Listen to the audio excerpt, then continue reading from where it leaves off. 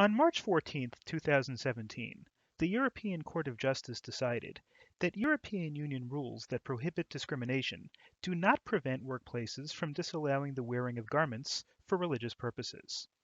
The case that prompted this was when a security company in Belgium called G4S fired receptionist Samira Akbita based on a company rule that prohibited employees from wearing visible signs of their political, philosophical, or religious beliefs in the workplace. The European Union principle of equal treatment requires that there be no direct or indirect discrimination on the grounds of religion.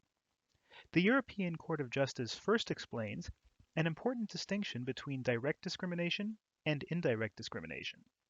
Under the principle of equal treatment, direct discrimination is inherently unlawful, while indirect discrimination is justified if it is the result of a legitimate aim and if the means of achieving that aim were appropriate and necessary. Direct discrimination, the court stated, occurs when members of different religions are treated differently. This was not shown in the case of Ms. Agbita. The court ruled that the internal rule in this case was not applied differently to Ms. Agbita as to other G4S employees. Therefore, it did not apply differing treatment based on religious practice. Indirect discrimination, on the other hand, may be found if an internal rule introduces a difference of treatment that is indirectly based on religion or belief. Indirect discrimination is justified and legal under European Union law if it is the result of a legitimate aim and if the means of achieving that aim were appropriate and necessary. In Ms. Agbita's case, the court said that the ban on wearing signs of religious beliefs is appropriate for the purpose of ensuring that a policy of neutrality is properly applied, provided that the policy is genuinely pursued in a consistent and systematic manner. Therefore, if it is applied consistently, there is nothing illegal about a workplace regulation that indirectly has the effect of preventing people from observing the dictates of their religion. Now let's move to the United States to determine whether a similar case would play out in the same manner in an American court.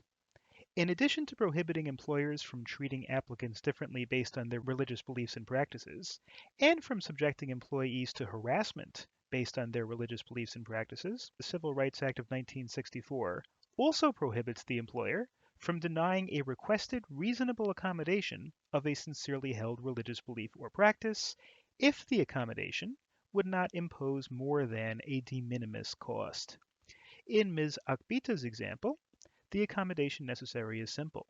If a person's religion requires her to wear a headscarf, the accommodation would be to allow her to wear a headscarf.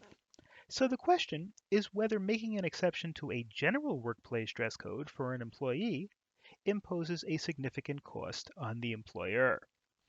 According to the EEOC, factors to be considered include the type of workplace, the nature of the employee's duties, the identifiable cost of the accommodation in relation to the size and operating costs of the employer, and the number of employees who will in fact need a particular accommodation. There is plenty of case law on religious accommodations dating back to the 1970s, as the early cases of TWA versus Hardison and Ansonia Board of Education versus Philbrook allowed the Supreme Court to lay out guidelines for religious discrimination cases.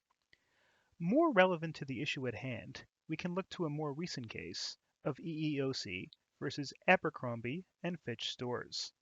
Samantha Eloff, a Muslim American woman, had applied for a job at Abercrombie and Fitch store in Oklahoma. She wore a religious headscarf to the interview, though she never actually mentioned that she would need to wear the scarf on the job for religious reasons.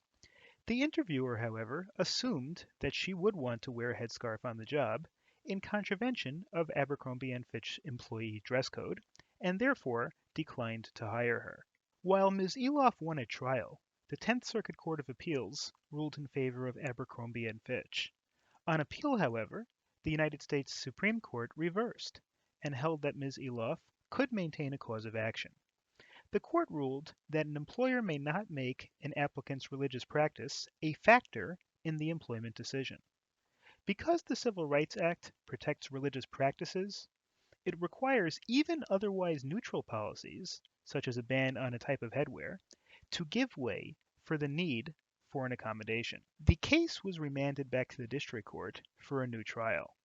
Because the presumption would now be in favor of requiring the accommodation, the burden would be on Abercrombie and Fitch to show that it would suffer an undue burden if it allowed Ms. Eloff to wear a headscarf. The mere fact that the headscarf was against company's dress code was insufficient. Faced with this daunting challenge, Abercrombie and Fitch settled the case and paid almost $50,000 in damages and court costs. The Abercrombie and Fitch decision is at odds with the European Court of Justice decision in Agbita. The European Court of Justice allowed a workplace policy that indirectly affected a religious practice as long as the policy is genuinely pursued in a consistent and systematic manner.